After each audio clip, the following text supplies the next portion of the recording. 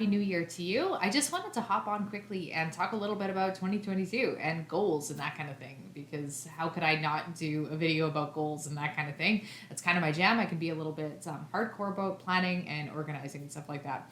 Although I feel that that's less true in this particular moment in my life. I wasn't even going to do actually like any kind of yearly goals or anything like that. Kind of I'm chafing against the idea of goals right now. I'm in a little bit of a phase of life where I'm not really so concerned about outcomes. So, for example, a lot of times when I set goals, I'll say things like, I want to have X amount of subscribers to Piano TV. I haven't set a goal like that pretty much in years, but that would be an example of one. And then I would make these plans and ideas about how I could actually achieve that goal, how I could make better videos or direct people to the channel or do promotion or things like that to achieve said outcome. But I am really, really not into that kind of goal right now. I'm more interested in process type goals, if you could even call them goals. I'm more interested in consistency.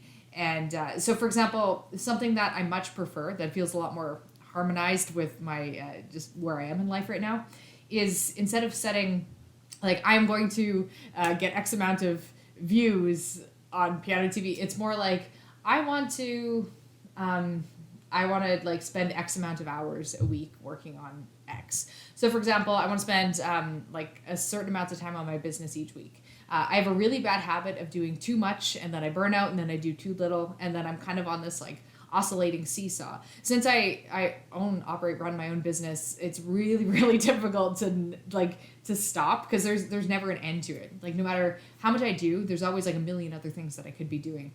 So I kind of just had this thing. I just want this to be sustainable for me. I don't want to be burnt out. I don't want to be kind of on this constant roller coaster. So I want to aim to have a certain amount of hours per week on that. Another thing that I want to do is a certain amount of hours per week, 5 in particular, on communication type things. So that would include things like this video. That would include things like writing, journaling, any type of thing like that I love doing. I'm really committed to practicing writing, especially in this next year. But I don't want to say like I'm going to write a book. Or, I don't know why I'd write a book, but I don't want to like make a goal like that, like an outcome goal. Again, it's about I want to see if I can make room in my life for approximately 5 hours a week of writing. And same goes for music. Now, I have an album coming out in the next couple of months here, and I'm releasing a single in a couple of weeks. I'll be talking about that soon. But again, it's I get really intimidated by it. I think about like, oh my goodness, like I could easily dump like 40 hours a week into promoting music, and I also don't like doing it. It's I'm not like huge into marketing. I pretty much avoid it at all costs, but I know it's a part of the process. So instead of saying like I'm just gonna check off all these boxes, I'm gonna say okay, I'm gonna spend X amount. These numbers might change. I'm gonna try to only spend 3 to 5 hours a week on music related things and do as much as I can, work as smart as I can, be as deliberate as I can, try to do the most important things. If I don't have a time goal, then what's going to happen is what's been happening the last few months, where I have like a huge list of things that I want to do. I lack any sense of priorities about them. So I'm just kind of doing things at random, even if like, one task might have basically 0.001% benefit, but another task might actually have like a way bigger gain. I just have too many tasks, so then I feel like, there's too much, and then I don't do anything, and then I avoid everything, and it's obviously not very useful. So again, just like, I really like the idea of slow incremental gains, just a little bit at a time. Life is lived like a moment at a time, a step at a time.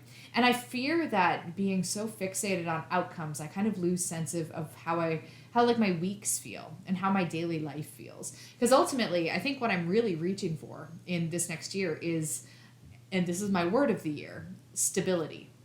Stability in the sense of I don't want to be on the roller coaster. I don't want to have some weeks where I work 60 hours and some weeks where I work like 5. And I don't want the kind of randomness where I have this sense of anxiety and dread because I feel like there's always things that I'm falling behind on, always things that I could be doing.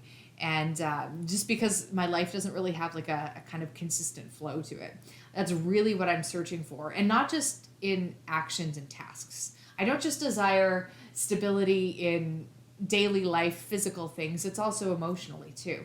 If I'm to accomplish my year in any meaningful way, and I kind of talked about this last year and I really didn't focus on it as much as I should have, is the idea that emotional management is like the biggest productivity killer.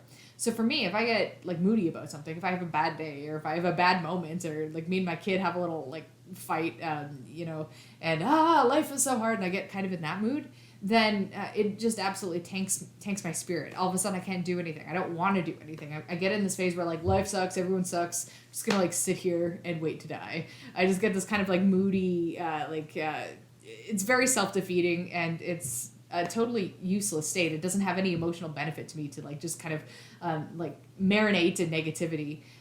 That's not to say that I want to avoid difficult emotions. That's very much strongly I don't want to do that. But at the same time, it gets really self-indulgent. I think that I have the tendency to just indulge my every mood because I'm an artist, and if I get sad, it's so meaningful. When really, it's just not. It's just being sad is not more meaningful than being happy or whatever. Just to break it down to its barest essence.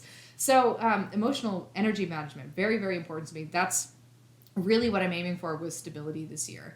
And by not having outcome goals, but having time-based goals, I'm really trying to commit to having weeks that sort of feel with like bits of variation. I want to like insert a little bit of travel here and there too, just like things to spice it up. I don't want to have like every day exactly the same. But if I know how much I'm going to be working generally every week, if I know how much I'm going to be writing, if I know how much I'm going to be working on music, and I know how much time I'm going to be spending with family, friends, roughly, like if I have more consistency in that arena as well, if I know how much time I'm going to be spending with my daughter and all of that, everything, it's like the mise en place of life. That's really what I'm after. Everything has its place. Everything has its moment. And I'm hoping that an approach like this does a lot to drain the anxiety out of this feeling of constant unfinished projects, because there's always more things to do and there's no sense to be anxious about any of it. I really just want to I just want to enjoy my life more. I don't want to do so much, but, and I have to also add this. So there's one major change that I'm implementing for 2022, and I've saved it to the very end of this video to share. I am going to university. It was somewhat of a spontaneous decision, but it was also a long time coming. I've been thinking about education. I've been thinking about self-education for a while, years, in fact. I talked about it a little bit on this channel last year. But one of the major flaws with that approach I found is that there's no accountability. So here I am teaching these piano classes, and I have groups of adults who join my classes, and they are, they have a curriculum to follow, and they're doing it with other people. They have to pay for it. I was kind of thinking, why am I not doing that? Like, why am I just not going to school? I want to learn. I'm like thirsty. I'm like starving for knowledge. And I have a lot of interests, and I don't even know what I don't know. I don't know what I want to explore. I just know that I want to learn. I want to like soak up the information. I want to become better at thinking. I want to become better at writing, better at communicating. I just want to become just upgrade myself, essentially. I'm going on a whole other tangent, but I've never gone to university. I did do a video on that. And it's not that I've always had this like feeling that like, oh, I'm so sad that I can't go to university. But I think I found myself wondering what would be the most beneficial investment that I could make. So would that be buying a house? Would that be paying for my education or some other kind of like online learning? Should it be investing in my business? Things like this, because I don't want to just like waste money if I have any of it. I want to put it to some kind of good purpose. And I thought that investing in education would be among the best things that I could do for myself. Not because I need a job. I've made it as a human being without having to go to university and get a job. But I really think that whatever the next phase of my life is, whatever the next 25 years entails, that this is some fundamental step. Or I could be totally off my rocker. I could do a term and realize that it's not what I'm looking for at all. I'm disillusioned. It's not like, and I throw it away. I don't have to do it, but that's where my head's at right now. So while I'm saying all of this about, I don't want to do so much. I want to enjoy my life more. And I'm like, oh, by the way, I'm going to school full time while also being a parent of an almost 4-year-old and running a business. Ooh, that's fun.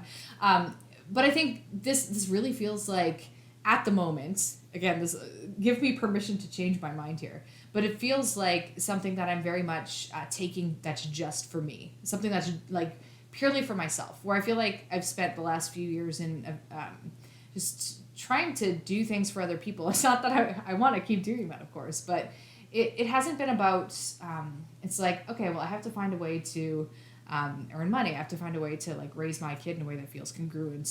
Just all these other things that I feel like I've had to solve. And now that I've solved it, it's like, okay, now I can actually do something that I think is going to make a really meaningful difference in my life. So it sounds really fun to me right now, as I don't know, that just seems like it's part of the piece of the, like it's a piece of the puzzle to living a good life somehow. We'll see. I like flash forward a couple months and I'm pulling out all my hair and I'm like, I can't do this, this is unsustainable. But we'll see. We'll see. So that's where I'm at for the beginning of 2022. Thank you for listening to these thoughts, letting me share them with you. And if you feel like sharing your own thoughts in the comments, I'd love to hear them. If you've picked out a word of the year, if that's too cheesy for you, I totally understand. I really like doing it. I feel like it anchors my year. It gives me almost like a mantra, something to concentrate on. And stability, really, I love it. I feel like 10 years ago, I would have laughed at myself now for saying that. Like, stability, how lame, that's boring. What kind of boring year do you want to have? But I feel like it's like a breath of fresh air. It's like a relief. I just want to like be more chill. I just want to chill out a little bit. I mean, that's like fundamentally what it is. Stability, it's a good word. Let me know what yours is, and if you have any goals or how you're approaching thinking about the year ahead. Take care, everyone. Talk to you in the next one.